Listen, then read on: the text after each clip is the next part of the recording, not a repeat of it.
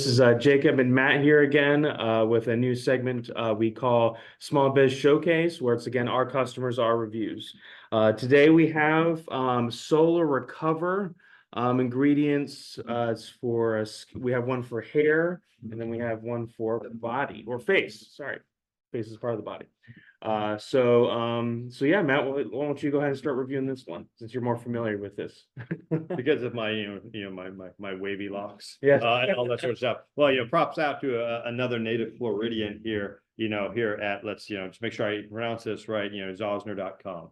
Produces great stuff. And and also I'll just to say, shout out to our customer for actually sending us, one of our salespeople recently helped them, and they gave us, they didn't just give us one bottle, they gave us like 20 bottles. So this is, super shout out to them and all Lifeline that. supply. Yeah, for some of us, but and such. But one of the first things that we just want to note about the product is completely animal testing free. It actually says this down here and all this sort of stuff, but it says the only animals we actually test on is ourselves. So originally we were going to think about, or at least I just thought about, spraying this in Jacob's eyes, but I'm like, well, I don't know exactly you could do that. I guess we could find out live here. No, I think it might be like pepper spray to me. I'm a former personal injury attorney, so I'm just like, I don't think we should be doing such. Plus, I don't want people going around and be like, and it tastes good too. No, we're not saying that. Just don't. But listen, they're from, shout out to Sanibel, Florida. Most people know. Have you ever heard of Sanibel Island, Florida? No, never heard of it. Great place for vacation. Okay, it is gorgeous. Gotcha. We're going there here in a couple months. Yeah, and such. But anyway, it's called Solar Recover, Save Your Hair. So this one, the one I'm holding, is basically it's sun damage and dry hair repair system. And for anyone who spends a lot of time in the sun, and then now looks like a leather suitcase. But anyways, but no, this stuff is basically so you don't look like a leather suitcase. Exactly. Start now. Yeah, and this is great stuff, and stuff, because again, you can't argue with just 50-something years age and stuff. All the money. Are you gonna start spraying yourself? Absolutely, every sintle morning. Absolutely. Okay, I might start too. Morning. Awesome. Maybe it'll turn my hair back to like a more reasonable color. Like dark. A little bit darker. Yeah, I think you're got the silver fox look going on there, Matt. I love you. Some of the ingredients I'll read off is RO filtered water. I don't know what type of water that is. Sounds really good though. It does. Natural vitamin E, gotta have that. Calendula. I'm just pronouncing. I don't know what that is either. Lavender, that's a great scent. Sesame, great on bagels. Granium, Roman. Matt's gonna do a little play test for us. Yeah, it's lavender. It smells like lavender. We'll give it a test here. Oh, it's lavender. It's nice. It's very nice. Well, that is really nice. Because most products like smell like some products like Chemically, yeah, or they do like it's always like okay, we get it. We smell like coconut. Okay, we smell like coconut. Lavender. That's actually really cool. Nice job. Nicely done. Sandalwood and French seaweed extract is the last. That's what it was. Sandalwood. It's got lavender with a little sandalwood because I now have body wash that. Well, you all don't need to know about that because you don't need that visual. But anyways, the sandalwood with the lavender, that's a nice scent. It seriously is. That's one of the downsides of using just regular, the moisturizer, whichever is this. I know you're dying to lean in and smell me now, but no, I can smell from here. I can smell you from here. Awesome. Anything else you want to say about this product, Matt? We recommend it, highly and all that sort of stuff. You can get it at Zosner.com. That's ZAUSNER.com. Yes. Okay. Well, this does it for our segment, Small Business Showcase. Our products, our reviews. Hello, this is Jacob here today with another episode of Small Business Chat. Matt joins me again here. How are you doing today, Matt? I am doing fantastic this beautiful North Carolina morning. How you doing, sir? Same here. Beautiful it is. It's nice and sunny. Beautiful day yesterday as well. What a day yesterday. Is so beautiful, but very hot. Speaking about beautiful days, I just got a new grill over the weekend, Matt. My first ever grill in my new house. So I'm going to become I'm a grill master in the making. I grilled my first batch of grilled chicken over the weekend. So pretty happy. Congratulations. What time might I come over for dinner tonight? Yeah, sounds good. I got a charbroil. Is that a good brand, you think, for a starter? Wow, for a branding show. I'll get it's a great brand. I don't really know much about charbroils. But they sell them. What is that? It's Home Depot's brand, isn't it? It's Lowe's, actually. Yeah. Lowe's. So, whoops, see, trademark screw up on my part. But no, yeah, I think they're highly rated, right? So I think they're good. Is it gas or is it like charcoal or what do It's you get? propane. Yeah. Propane.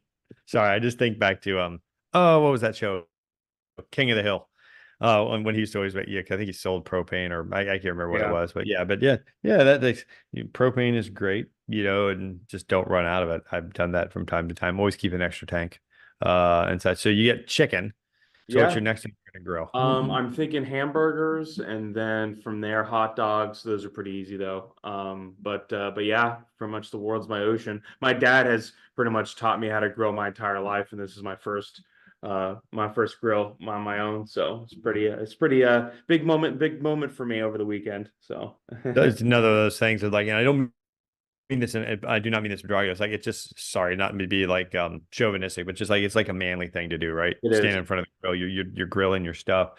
And what always gets to me though is how some people when you grill like a big piece of meat, and this is what I still have to learn.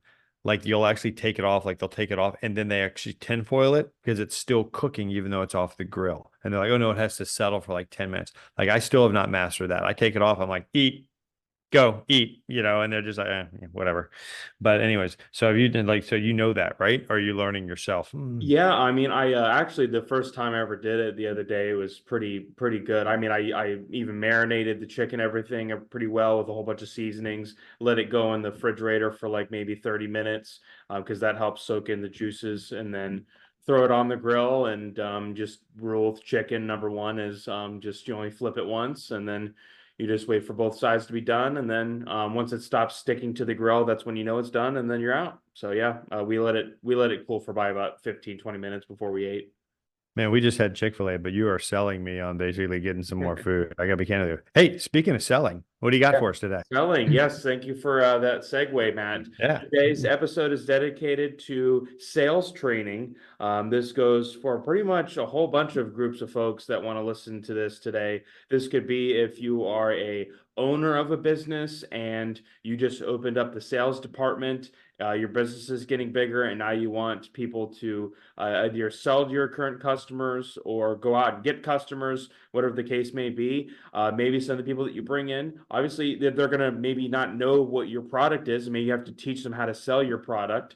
Or maybe they're already seasoned, or they're somewhat into the business, and you want to just further along their experience and their knowledge in the sales realm. For ownerships, for owners who need that special training to their folks, this could be a really good listen. For people who are just salespeople listening in onto this, and they're already a salesperson for their company, this will be a really good listen here, because it'll basically just teach you a few things of how to understand the sales process, whether it's cold calling, receiving phone calls from your phone line from your company, identifying target markets, building relationships. We got a whole bunch of topics to talk about today. Matt, Woo. Matt, you've at one point probably or taught your sales force a couple of things once or twice, right? Yeah, just yeah, I've been doing this for what, 20 something years. Yeah. So yeah, and that's probably taught, I'm saying the nature of probably probably not that many because we're small, but probably about I'd say 150 salespeople, over my years. So I got a little bit of experience. So hopefully I'll be able to chime in every once in a while Yeah, for you and all that sort of stuff. What exactly. type of what type of techniques do you find are best? And I guess are there certain things that I guess it depends on the industry always, but sales is sales, right? You're selling yourself and such. What techniques have you found that have worked the best for you? Well, I do believe that there's definitely a different strategy no matter where you go. I'm not saying any strategy that I'm using necessarily is the only way to go, but if what I'm going through today kind of helps you understand like a new avenue that you can kind of add to your sales game, then I've accomplished a goal here today. But my sales approach has always been very firm and has always been very hard. I've never been really a soft closer before. I've obviously at the beginning, maybe when I started being a salesperson, I was, but I've just developed more of a hard close than even a soft close at this point. Because for me, in this point, like a lot of people, especially when you're dealing with our customers for the most part, is their people's attention spans have obviously decreased as time has went on. And when you're in Hold on a somebody's second. Wait. Can you repeat that? I was looking at my foot. Sorry, I just had to. That was pretty good. That was worth it, Matt. Thank you. Thank you. Thank you. Sorry for the interruption. Awesome. Exactly. So Matt was looking at his foot when I was saying all that. Yeah. But yeah, so people's attention spans go every which way. And when you're calling somebody on the phone and you're trying to sell them something, their attention span is just so small because they're like, if you're not getting to the point, if you're not getting to the topic at hand here, I'm just going to hang up the phone with you unless you say something that really piques my interest. So your objective as a salesperson is to achieve that, and then close them, obviously. And how I close them, I'll go into it a little bit here in a minute. But hard closing has definitely always been my approach as I've gotten better at it. Because I feel like most people just need to be led to their decision rather than making it up on their own, especially if you're wanting to sell them on your product. Do you agree, Matt? Yeah, I mean, I agree. And so starting back a little bit, do you mind if I mention a few things that No, have go worked over for it. the years for me? Yeah. Surprise, surprise. What you're saying is basically a hard close. And I think the number one criticism that came through me when I was growing through my sales process was that I talked too much. Shocker. And that I would talk myself actually through the close. And what that means is I'm so busy telling people about all the bells and whistles that we're going to provide for them and stuff. They're already like pulling out their wallet and they're saying, okay, I'm ready to go. And I'm like, yeah, but let me just tell you another great thing about the company. They don't want to hear that. And like you said, get to the hard close, but provided that you get, a couple things that are qualified. Of course, with any sales, with any salesperson should know you've got to pre-qualify your person. You got to know that they actually want to buy from you. The two things that I've always liked is, basically is a relationship sales or is an informational based sales. And I think primarily around here, we're almost a combination of both. Like, so for instance, when we have an existing customer, it's going to be a relationship sale. That's my favorite, type of sale completely because you know me, I just like people in general. I'm a person that just likes people and I actually want to talk to people, learn about their lives. And my best relationship sales story can come from many years ago. We effectively were asked to bring back a major shoe brand, and you know which one I'm talking about. I'm not going to mention them by name, but it was a very large shoe company that we brought back that had been dominant in the 80s, sort of disappeared for a little bit of the 90s, but then the 2000s, 2010, they wouldn't bring it back. I was very close with their general counsel who lived out in the West Coast, on the West Coast. And like we would always talk about getting our kids into college, et cetera, yada, yada, yada. But I mean, that from a relationship sales point, I knew that she had, 3 trademarks or 4 office actions that they had to respond to. But we would get on the phone and I would just literally, would just talk about stuff for like an hour or two, and but just to let you know, they were close friends with like the Schwarzeneggers when he was governor. Wow. And stuff like that. But at the very end, because I just was truly, I mean, I truly consider us buddies, like cross coast buddies. Like it was just, I just be like, oh yeah, and by the way, we've got 4 office actions. You want me to just run the card for that? And she was always like, oh yeah, yeah, yeah. Just, I'll let you know how it goes. Thanks, bye.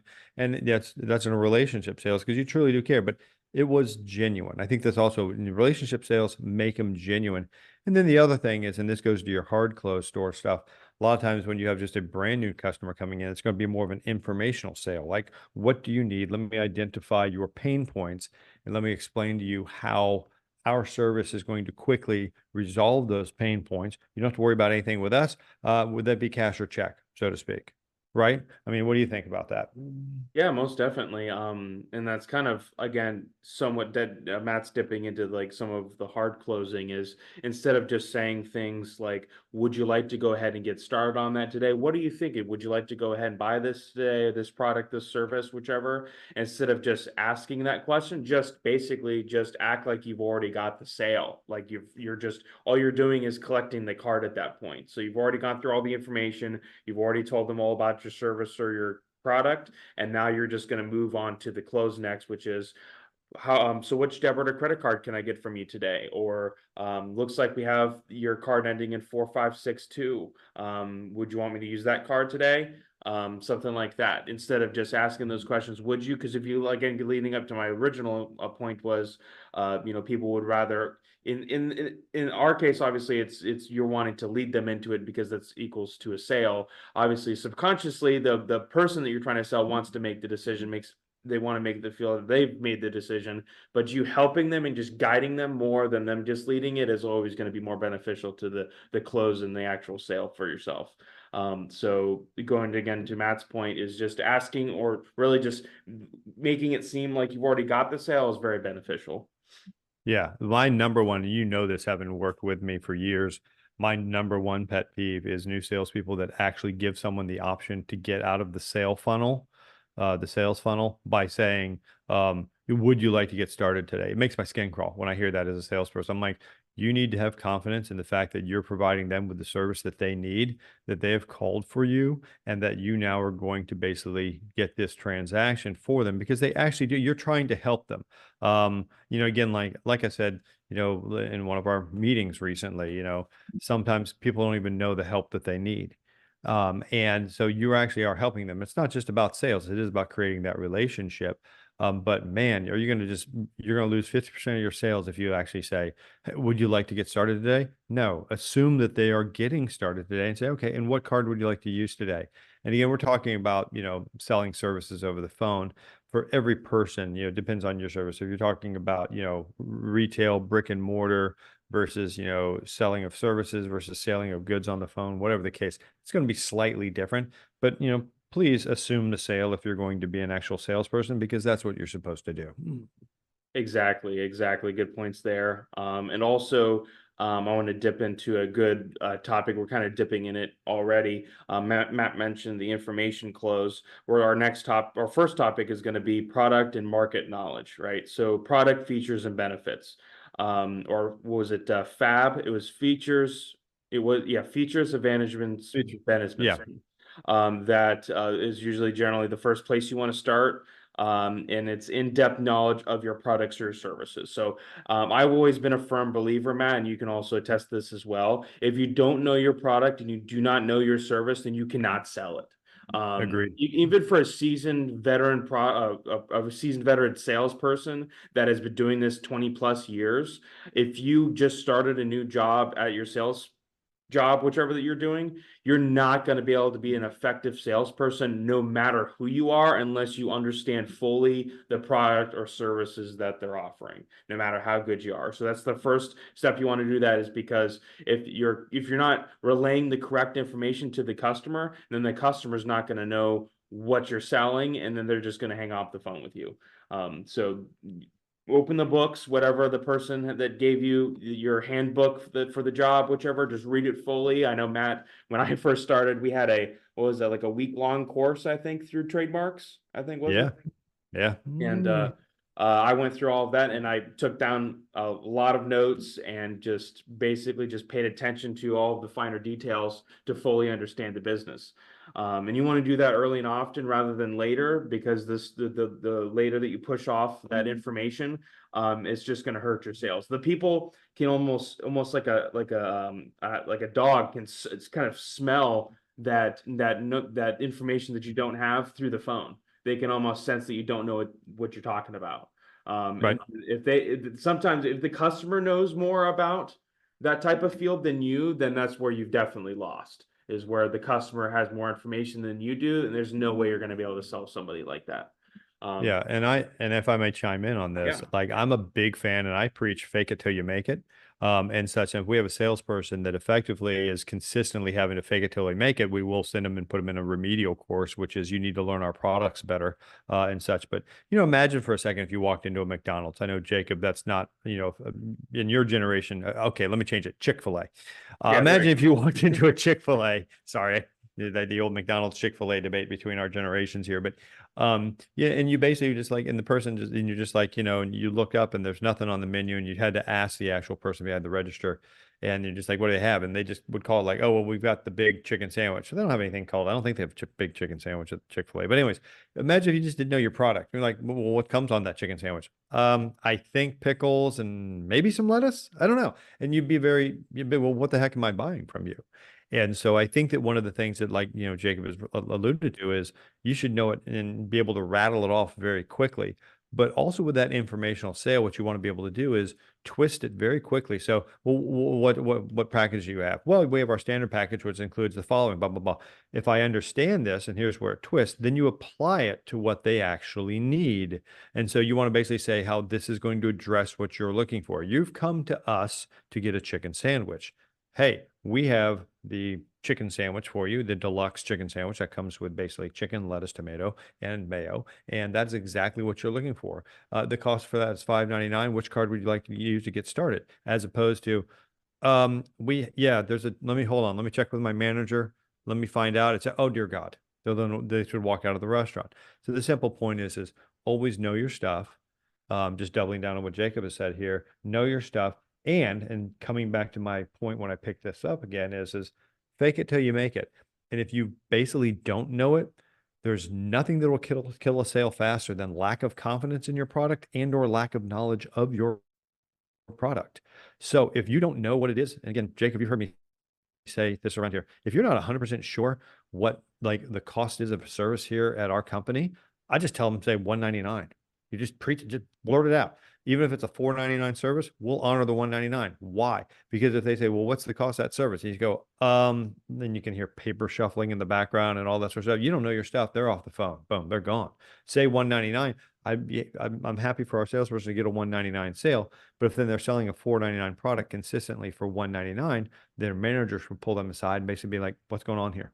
And such. But again, fake it till you make it, know your stuff, give them the information, but then twist it back to let them know very quickly why that information applies to them and how it solves their pain point as to why they actually picked up the phone and called you, right? Exactly. Matt touched upon a really good point there, which is again, communicate, like basically being confident over the phone, and knowing your price.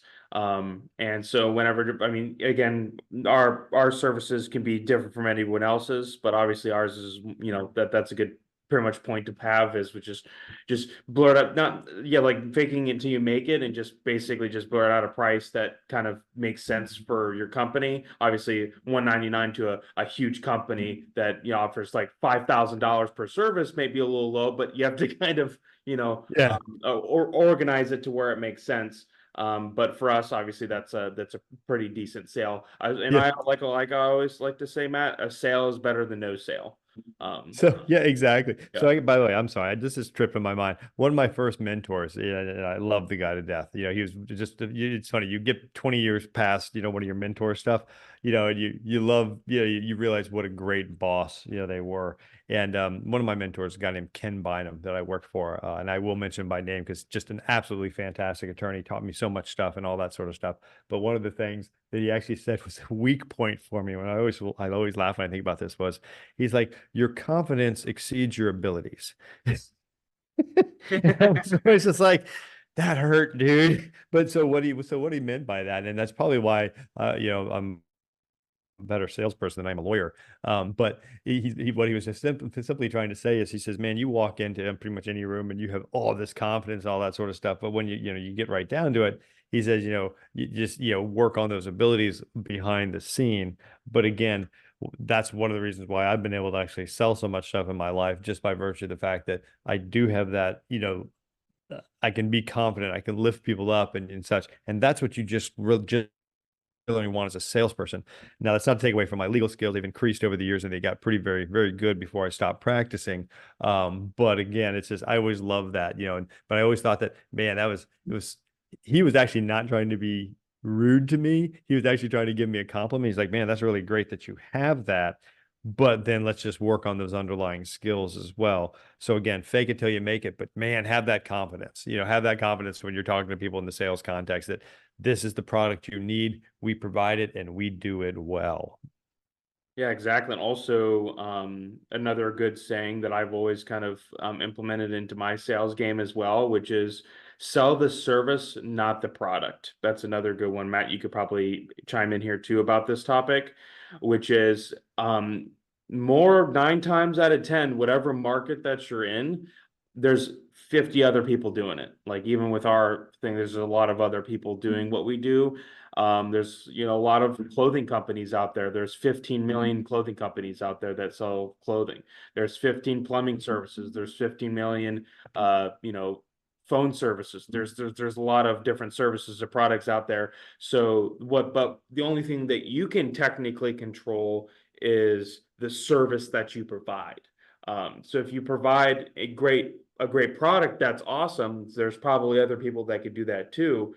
But what you got to get out of your head is don't sell the product. Obviously, information is really good. You need to know your information as well, so you can at least tell the customer what your product is about. But when you start to sell the service more and sell them on the service, like say things like, I can use some examples from our job, Matt, but we get the process with the government done lickety split. We get it done like within the same business day sometimes. We have been doing this over 20 years, and we know exactly what we are doing. And we have live agents that have been here for many years that know exactly what they're doing, and we have a customer support team to help you if you have any questions moving forward. We just take care of the entire process for you. Blah blah blah blah blah. So again, selling. Somebody said your customers, and we do a lot of stuff and blah blah blah Blah, blah blah, blah. blah, blah, blah. Exactly. That's a great close. Thank you, thank you. So yeah, I mean, services, like I said, just selling this service more than the product helps you out a lot, because again, like I said, a lot of people can just sell a product and be technically like a robot. Yeah, our fees are $200, and we come to your house and install your fence. Yeah. Now that's like a boring product sale right there. Like, okay, what type of wood do you guys use? Do you guys dig deep into the ground? Do you guys make sure that there's no gaps between? Like, how do you guys do your fences? How do you guys operate? Oh yeah, we dig the holes deep, and we nail them in, and yeah. So what else can I help you with today? That's a boring salesperson, right? Yeah. If you twist that and say, yeah, sir, don't worry about it. We got everything covered for you. We do dig those holes deep. We make sure that the fences are all straight and aligned. We have professional teams out there to help you with the entire process. If you have any questions, or if you want to come out and see the work that we're doing and want to adjust anything, we'd be happy to basically make your dream fence, right? And see how different the sale is on that. I'm giving them the same information, but just with more confidence, more life to the sale than just a boring giving them the information that they exactly need. Yeah. And if you'll forgive me, I always, and I get no kickback for this, but my journey of entrepreneurship started off, many, many years ago with the now iconic book, Rich Dad, Poor Dad, written by Kiyosaki. But I believe it was one of the books that he recommended. And that's a really cool thing about authors. We recommend other books of other authors, because I'm just like, hey man, this is a good idea. And I always, to anyone that happens to listen to this, or anyone who wants to pick this up, and this goes to your, customer service and basically, knowledge of your product, but then also just confidence and having great products. But really how you distinguish yourself from other people is just having that amazing customer service. And a guy by the name of John DeJulius, it's hard to say, but it is John DeJulius, wrote, at least two books that I know of, What's the Secret and Secret Service. And no, it's not about the people that protect the president, but for anyone who's in a, customer facing role, and for anyone who runs a sales team or anything, I highly recommend you pick up this gentleman's books. They are fantastic. It's about just creating a customer experience that hopefully we've been able to capture here over the years at, our place, the trademark company, and related businesses. But you listen to anyone like Gary V and his, wine delivery stuff, which was originally his jam and such. Now he's just a, internet media mogul, and such. But it's really about just creating a better, experience for this. And I think that in this day and age, like you've pointed out, there may be 15 companies that are in your space. If you're in clothing, I can't even tell you how many companies are going to be in your space, but you're going to have to distinguish yourself on something, and customer service is always an easy one, in my opinion, to do, because there's a lot of people that don't focus on it. And I think, and you can comment on this, and I'll throw this back to you here in a second, but I think your generation, especially like my generation, we like good customer service. But I think that your generation is like almost demanding of it. Like you guys see, like you have like 27 5-star reviews. You have one 1-star review, and someone in your generation be like, yeah, but you had a 1-star review, I'm out. You know what I mean? Like, I think customer service is extraordinarily important for you younger folk, right? Yeah, exactly. Especially with how our mobile phones work. I mean, I think you can also say for yourself, before I buy a product, I'm looking at all of the reviews and making sure I make the most informed decision I can based off of those reviews. I mean, I will say like, I'm not going to turn down a product just because they have 4 stars or anything. But just looking at it, I mean, I'd rather pick something that has 4.5 or something, or as close as I can get to 5 stars.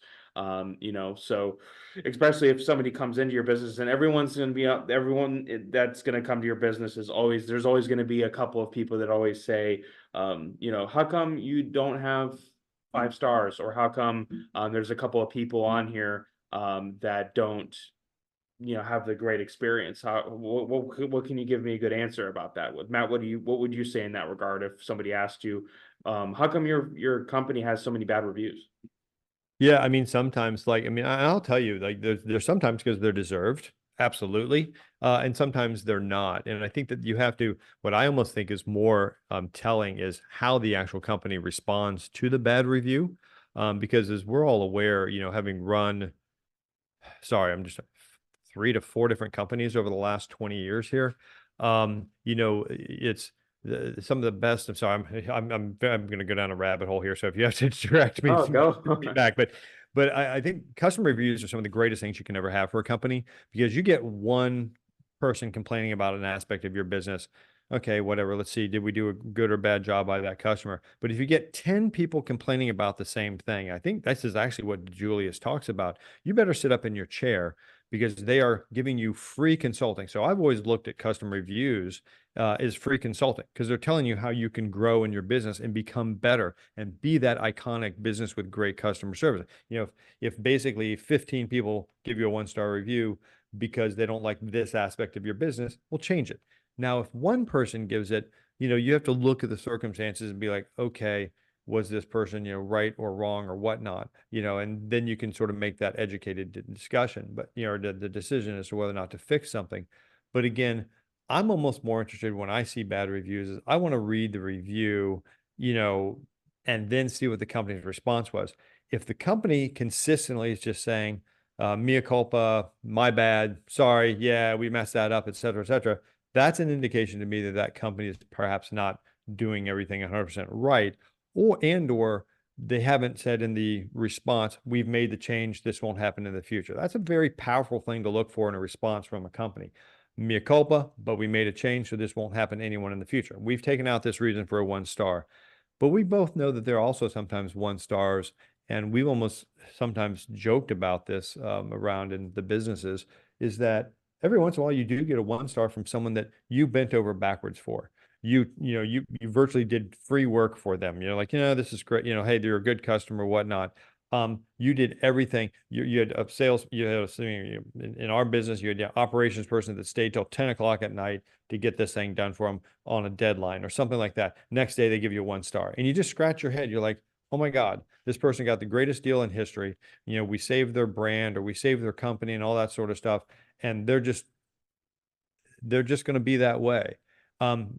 Candidly, our responses to those people, and if you ever look at our reviews, are very blunt, and we'll just go right out and tell them, hey, this is what we did for you. This is what you came to us. This is how we handle it. This is what we've done for you. We're sorry that you feel this way, but we did everything right. And so, coming back sort of full circle to this, when you talk about, the reviews and all that sort of stuff, I think they are very important. But if you're going to be a person that solely bases it, I think if someone's got like a, 2.0 on a 5.0 scale, that's a business that, maybe needs to work on their business a little bit, because it's pretty rare that you're going to get that low without having a problem.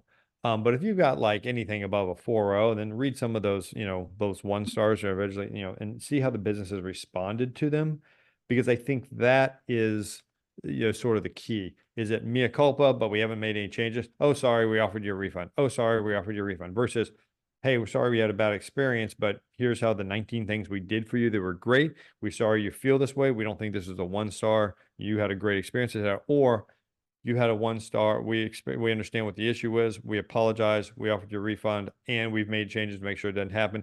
And if that's the case, that's pretty darn good company, and you should consider staying with them. Shout out to How's Drea. that? Awesome. Yeah. So, Dig me out of the rabbit hole. yeah, so we're going. So Yeah. yeah, Matt, thanks for pretty much just again walking us through again, like again, every customer, not every customer is going to be a happy customer at the end of the day. You could try your best, but somebody's always going to have, some sort of issue with whatever it is. It's like everyone that goes to McDonald's is not going to be happy with how their burger was cooked.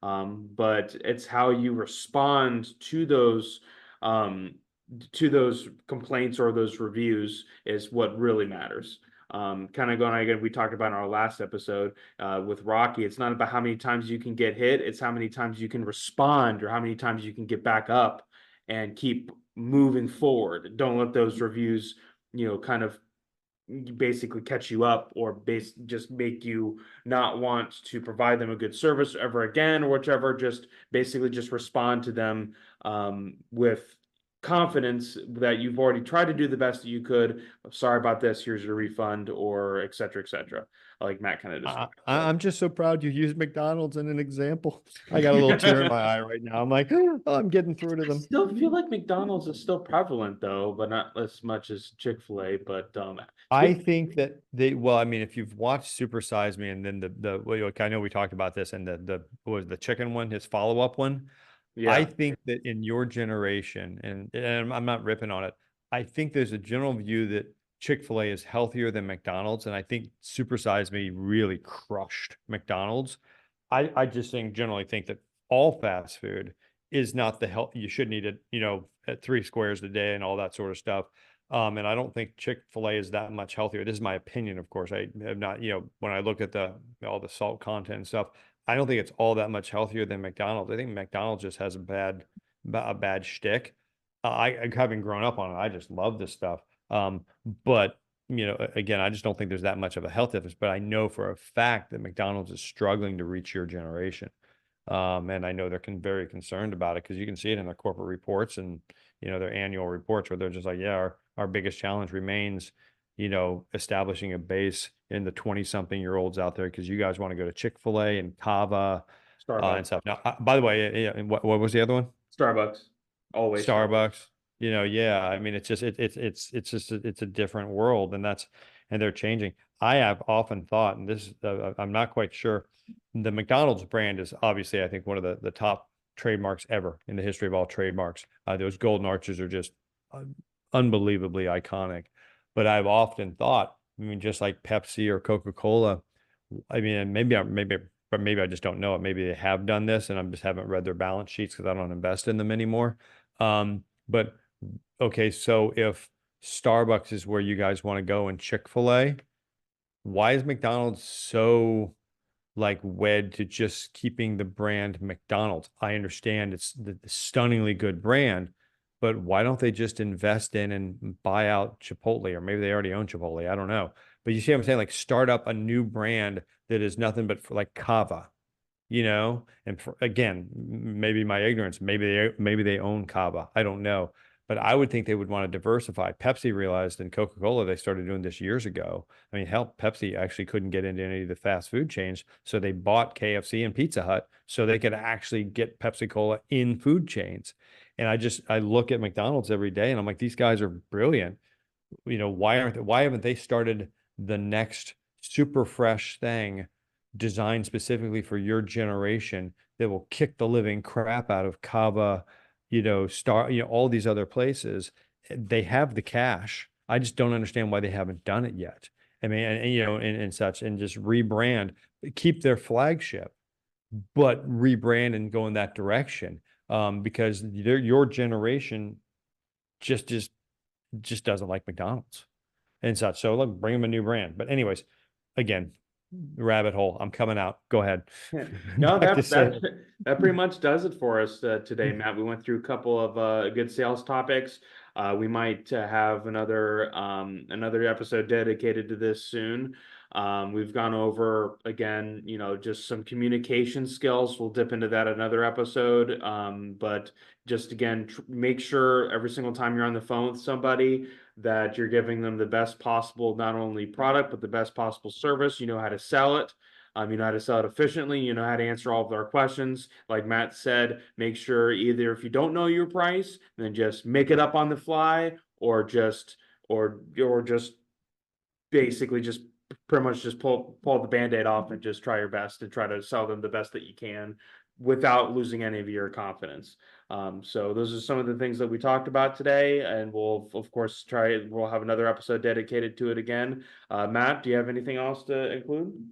No, man, just thanks for another good episode. Appreciate you. Yeah, no. So thank you for all of your knowledge as well. Thank you, and I appreciate it. That does it for us today. Thank you for listening to Small Business Chat, and everyone have a great day.